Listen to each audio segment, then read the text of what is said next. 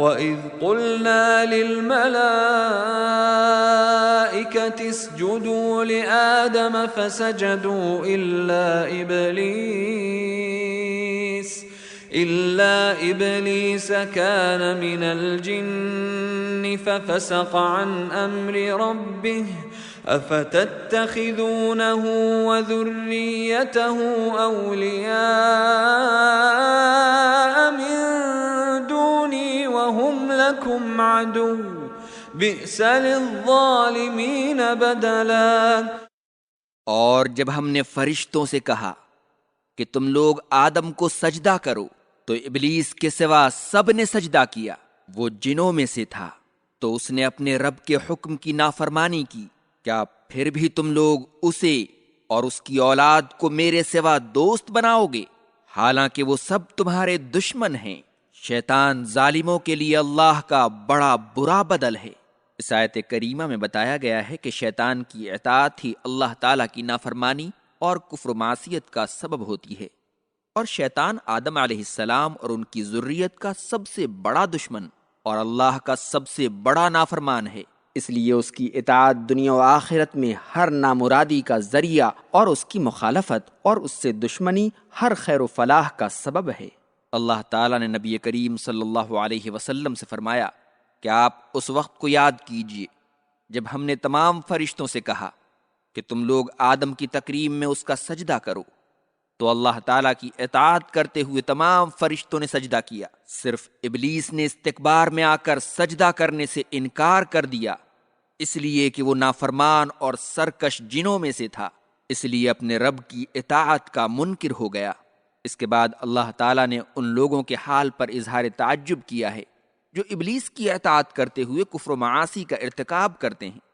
اور اللہ کے اوامر کی مخالفت کرتے ہیں۔ فرمایا کہ اے لوگو، کیا تم اسے اور اس کی اولاد اور پیروکاروں کو میرے بجائے اپنے دوست بناتے ہو، ان کی اطاعت کرتے ہو اور میرے بدلے انہیں اختیار کرتے ہو، حالانکہ وہ سب تمہارے دشمن ہیں اور تمہاری بربادی چاہتے ہیں۔ ظالموں کا اللہ کے بجائے ابلیس کو اپنا آقا بنانا اور اس کی اطاعت کرنی انجام کے اعتبار سے بہت ہی برا ہے۔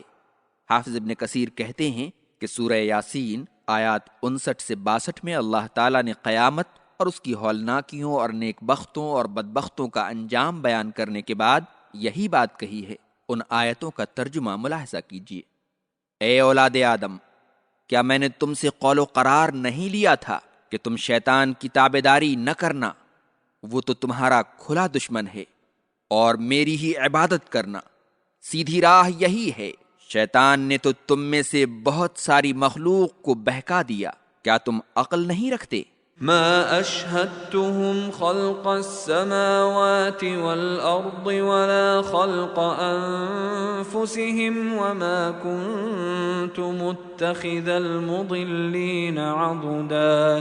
میں نے انہیں آسمانوں اور زمین کی پیدائش کے وقت حاضر نہیں کیا تھا، اور نہ خود انہیں پیدا کرتے وقت، اور گمراہ کرنے والوں کو مجھے اپنا مددگار نہیں بنانا تھا۔ ابلیس اور اس کی اولاد اس بات کی مستحق نہیں ہیں کہ اللہ کے بجائے انہیں ولی اور دوست بنایا جائے اور اللہ کے ساتھ انہیں عبادت میں شریک ٹھہرایا جائے۔ اللہ تعالیٰ نے اس پر دلیل دیتے ہوئے فرمایا کہ جب میں نے آسمانوں اور زمین کو پیدا کیا تو ابلیس اور اس کی اولاد کو اپنی مدد کے لیے نہیں بلایا تھا، اور نہ جب میں نے خود انہیں پیدا کیا تھا تو ان میں سے بعض کو بعض کی پیدائش کے وقت مدد کے لیے بلایا تھا، بلکہ میں نے تنہا بغیر کسی معین و مددگار کے ہر چیز کو پیدا کیا ہے۔ اس لیے کس دلیل سے اب تم انہیں میرے ساتھ شریک بناتے ہو؟ اسی مفہوم کی مزید تاکید کے طور پر آیت کے آخر میں اللہ تعالیٰ نے فرمایا کہ جن کا کام بنی نوع انسان کو گمراہ کرنا ہے، انہیں میں کیسے اپنا مددگار بنا سکتا ہوں؟ اور جب مجھے ان کی مدد کی ضرورت نہیں تھی تو عبادت میں میرے ساتھ کیسے شریک ہو جائیں گے؟ سورہ سبا آیت 22 میں اسی دلیل کو اللہ تعالیٰ نے یوں بیان کیا ہے: وَمَا لَهُمْ فِيهِمَا مِنْ شِرْكٍ وَمَا لَهُ مِنْهُمْ مِنْ ظَهِيرٍ، اور نہ زمین و آسمان کی تخلیق میں ان کا کوئی حصہ ہے، اور نہ ان میں سے کوئی اللہ کا مددگار ہے۔ وَيَوْمَ يَقُولُ نَادُوا شُرَكَائِيَ الَّذِينَ زَعَمْتُمْ فَدَعَوْهُمْ فَلَمْ يَسْتَجِيبُوا لَهُمْ وَجَعَلْنَا بَيْنَهُمْ مَوْبِقًا۔ اور جس دن اللہ کہے گا کہ تم لوگ میرے ان شریکوں کو پکارو جنہیں میرے شریک سمجھتے تھے، تو وہ انہیں پکاریں گے لیکن وہ ان کی پکار کا جواب نہیں دیں گے، اور ہم ان کے درمیان ہلاکت گاہ کو حائل کر دیں گے۔ اللہ تعالیٰ نے نبی کریم صلی اللہ علیہ وسلم کو حکم دیا ہے کہ وہ مشرکین سے اس دن کا حال بیان کر دیں جب وہ انہیں مخاطب کر کے کہے گا کہ جنہیں تم دنیا میں میرے ساتھ عبادت میں شریک ٹھہراتے تھے انہیں اپنی مدد کے لیے پکارو تاکہ آج وہ تمہیں عذاب نار سے بچا لیں، اور یہ بات اللہ ان سے بطور زجر و توبیخ کہے گا، تو وہ انہیں نام لے لے کر پکاریں گے لیکن وہ معبود ان کی پکار کا جواب نہیں دیں گے، اس لیے کہ اس دن کوئی شخص جس کی دنیا میں عبادت کی گئی ہوگی اپنی زبان پر یہ بات لانے کی جرت نہیں کرے گا۔ اس کے بعد اللہ تعالیٰ نے فرمایا ہے تب ہم کافروں اور ان کے معبودوں کے لیے ایک مشترک ہلاکت گاہ بنا دیں گے، یعنی سب کو جہنم میں دھکیل دیں گے۔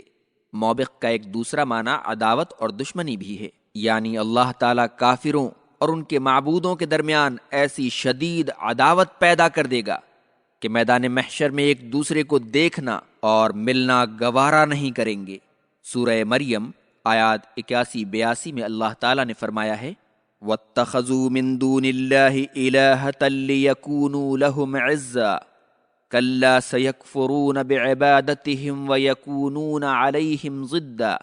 یعنی انہوں نے اللہ کے سوا دوسرے معبود بنا رکھے ہیں تاکہ وہ ان کے لیے باعث عزت ہوں، لیکن ایسا ہرگز نہیں ہوگا، وہ تو ان کی پوجا سے منکر ہو جائیں گے اور الٹے ان کے دشمن ہو جائیں گے۔ امام شوکانی لکھتے ہیں کہ مفسرین کی ایک جماعت کے نزدیک موبق ایک گہری وادی کا نام ہے جسے اللہ تعالیٰ مومنوں اور کافروں کے درمیان حائل کر دے گا۔ وَرَأَى الْمُجْرِمُونَ النَّارَ فَظَنُّوا أَنَّهُمْ مواقعوها